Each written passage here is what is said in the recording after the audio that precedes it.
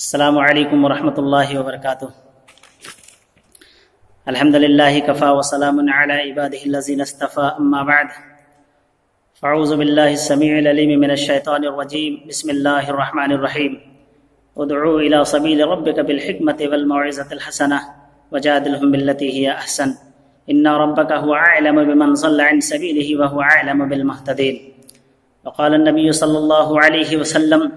بلغوا عنی ولو آیہ وحدثوا عن بنی اسرائیل ولا حرج ومن کذب علی متعمدا فلیتبوأ مقعدہ من النار۔ رواہ البخاری فی کتاب الانبیاء۔ جو لگتا ہے کوئی کنکر بدن پر دین کی خاطر تو دل کو وادی طائف کے منظر یاد آتے ہیں۔ محترم ناظرین کرام، آج کے اس درس کا عنوان ہے دعوت و تبلیغ، ضرورت و اہمیت۔ دعوت و تبلیغ ایک ایسا موضوع ہے جس کی اہمیت کا اندازہ اس امر سے لگایا جا سکتا ہے کہ متعدد مقامات پر قرآن حکیم میں اسے فریضہ نبوت و رسالت قرار دیا گیا ہے۔ اسلام ایک ایسا دین ہے جو صرف اپنے ماننے والوں کو اپنی تعلیمات پر عمل پیرا ہونے کی تلقین نہیں کرتا ہے، بلکہ اپنے افکار و نظریات کو دوسروں تک پہنچانے کا حکم بھی دیتا ہے تاکہ جملہ انسانیت اس کے عالمگیر پیغام سے کما حقہ آشنا ہو سکے۔ دعوت عربی زبان کا لفظ ہے جو دعوہ سے مشتق ہے، جس کے لغوی معنی پکارنے اور بلانے کے ہیں۔ دعوت کا اصطلاحی معنی دوسروں کو کسی خاص مقصد کی طرف بلانے کے ہیں، اور مذہب اسلام میں دعوت سے مراد لوگوں کو ایک اللہ کی طرف بلانا، جناب محمد رسول اللہ صلی اللہ علیہ وسلم کی طرف پکارنا اور دین حق کی طرف بلانا ہے۔ اللہ رب العالمین کا ارشاد ہے ادعو الی سبیل ربک بالحکمۃ والموعظۃ الحسنہ وجادلہم باللتی ہی احسن، ان ربک هو اعلم بمن ضل عن سبیلہ وهو اعلم بالمہتدین۔ آپ اپنے رب کی راہ کی طرف لوگوں کو حکمت اور بہترین نصیحت کے ساتھ بلائیے اور ان سے بہترین طریقے سے گفتگو کیجیے۔ یقیناً آپ کا رب اپنی راہ سے بہکنے والوں کو بخوبی جانتا ہے، اور جو ہدایت یافتہ ہیں ان سے بھی پورا واقف ہے۔ اس آیت کریمہ میں دعوت و تبلیغ کے اصول بیان کیے گئے ہیں جو حکمت، موعظت اور جدل حسن پر مبنی ہیں، اور دعوت و تبلیغ کے لیے حسب موقع ان تینوں کی ضرورت بھی پیش آتی ہے۔ اسی لیے اللہ تبارک و تعالی نے ان تینوں باتوں کو ایک ہی آیت کریمہ میں جمع فرما دیا ہے۔ داعی اول جناب محمد رسول اللہ صلی اللہ علیہ وسلم کے بارے میں اللہ رب العالمین نے ارشاد فرمایا یا ایھا النبی انا ارسلناک شاہدا ومبشرا ونذیرا وداعیا الی اللہ باذنہ وسراجا منیرا۔ اے نبی، یقیناً ہم نے آپ کو گواہیاں دینے والا، بشارت دینے والا اور آگاہ کرنے والا بنا کر بھیجا ہے، اور اللہ کے حکم سے اس کی طرف بلانے والا اور روشن چراغ بنا کر بھیجا ہے۔ محمد حامی دی ماہی کفر و ضلالت ہے، محمد حامی دی ماہی کفر و ضلالت ہے، محمد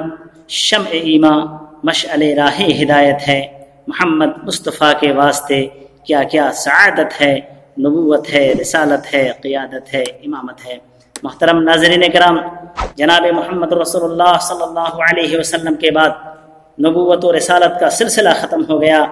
اور امت کے ہر فرد پر دعوت و تبلیغ کو واجب اور ضروری قرار دیا گیا۔ آپ قرآن پڑھیے تو آپ کو پتہ چلے گا کہ جگہ جگہ اللہ رب العالمین نے قرآن حکیم کے اندر دعوت و تبلیغ کی اہمیت پر کتنا زور دیا ہے۔ اللہ رب العالمین کا ارشاد ہے والمؤمنون والمؤمنات بعضهم اولیاء بعض یأمرون بالمعروف وینہون عن المنکر ویقیمون الصلاة ویؤتون الزکاة ویطیعون اللہ ورسولہ اولئک سیرحمهم اللہ ان اللہ عزیز حکیم۔ ایمان والے مرد اور ایمان والی عورتیں آپس میں ایک دوسرے کے دوست اور مددگار ہیں۔ وہ بھلائی کا حکم دیتے ہیں، برائی سے روکتے ہیں، وہ نمازوں کو پابندی سے بجا لاتے ہیں، وہ زکوٰۃ ادا کرتے ہیں، اور اللہ و رسول کی بات مانتے ہیں، یہی وہ لوگ ہیں جن پر اللہ رب العالمین بہت جلد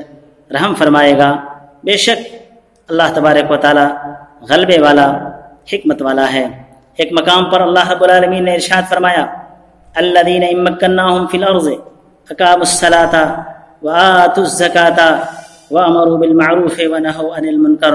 جنہیں ہم نے اس لیے زمین پر قدرت دے رکھی ہے ان کا کام تو یہ ہونا چاہیے کہ وہ نماز قائم کریں اور وہ زکوٰۃ کے پابند بنیں اور وہ بھلائی کا حکم دیں اور برائی سے روکیں۔ ایک مقام پر اللہ رب العالمین نے ارشاد فرمایا کنتم خیر امۃ اخرجت للناس تأمرون بالمعروف وتنہون عن المنکر، تم بہترین امت ہو جو لوگوں کے نفع کے لیے پیدا کیے گئے ہو، تمہاری ڈیوٹی یہ ہے کہ تم بھلائی کا حکم دیتے ہو اور برائی سے روکتے ہو۔ ایک مقام پر اللہ رب العالمین نے اپنے نبی کو خطاب کرتے ہوئے فرمایا یا ایھا الرسول بلغ ما انزل الیک من ربک وان لم تفعل فما بلغت رسالتہ، اے نبی پاک صلی اللہ علیہ وسلم جو آپ کی طرف وحی کی گئی ہے آپ اس کی تبلیغ کیجیے، اگر آپ ایسا نہیں کریں گے تو آپ کا شمار رسالت کے فرائض نہ ادا کرنے والوں میں ہوگا۔ محترم ناظرین، ان ارشادات سے واضح ہوتا ہے کہ جناب محمد رسول اللہ صلی اللہ علیہ وسلم سے لے کر امت کے ہر فرد پر دعوت و تبلیغ نہایت ضروری ہے، اور اس سے انحراف عتاب خداوندی کا موجب ہوگا۔ یہی وجہ ہے اللہ کے نبی جناب محمد رسول اللہ صلی اللہ علیہ وسلم نے اپنی پوری زندگی دعوت و تبلیغ کے لیے وقف کر رکھی تھی، اور اپنے بعد صحابہ کرام رضوان اللہ علیہم اجمعین کو مختلف علاقوں اور مختلف گوشوں میں دعوت و تبلیغ کے لیے بھیجا کرتے، جو جس لائق ہوتے ان کے ذمہ وہی کام سپرد کیا جاتا تھا۔ میرے بھائی، علامہ اقبال نے بہت ہی اچھی بات کہی ہے، دی اذانیں کبھی یورپ کے کلیساؤں میں، دی اذانیں کبھی یورپ کے کلیساؤں میں، کبھی افریقہ کے تپتے ہوئے صحراؤں میں، شان آنکھوں میں نہ جچتی تھی جہاں داروں کی، کلمہ پڑھتے تھے ہم چھاؤں میں تلواروں کی۔ جناب محمد رسول اللہ صلی اللہ علیہ وسلم نے، آپ کے صحابہ نے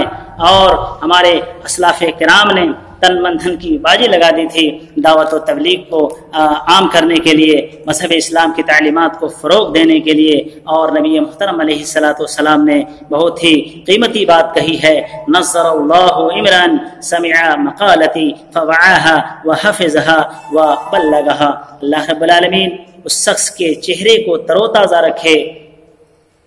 جس نے میرا کلام سن کر کے یاد کیا اور پھر بعین ہی اسے لوگوں تک پہنچا دیا۔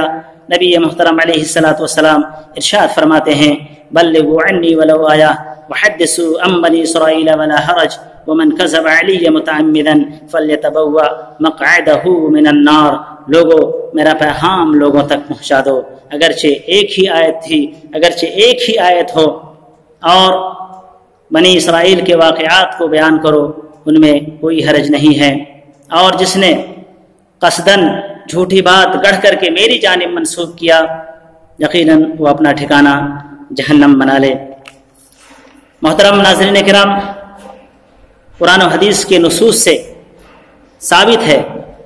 کہ دعوت و تبلیغ فرض ہے اور حسب استطاعت ہر مسلمان کی ذمہ داری ہے، چونکہ امت مسلمہ صرف کلمہ گو جماعت نہیں ہے بلکہ داعی الی الخیر بھی ہے۔ یہ اس کے دینی فریضہ میں داخل ہے کہ بنی نوع انسان کی دنیا کی سرفرازی اور آخرت کی سرخروئی کے لیے جو بھی بھلے کام نظر آئیں جو کتاب و سنت سے ثابت ہو، بنی آدم کو اس کا درس دے۔ اللہ رب العالمین سے آخر میں دعا کرتے ہیں اللہ تعالی ہم تمام لوگوں کو اس بات کی توفیق عطا فرمائے، آمین، تقبل یا رب العالمین، وآخر دعوانا ان الحمد للہ۔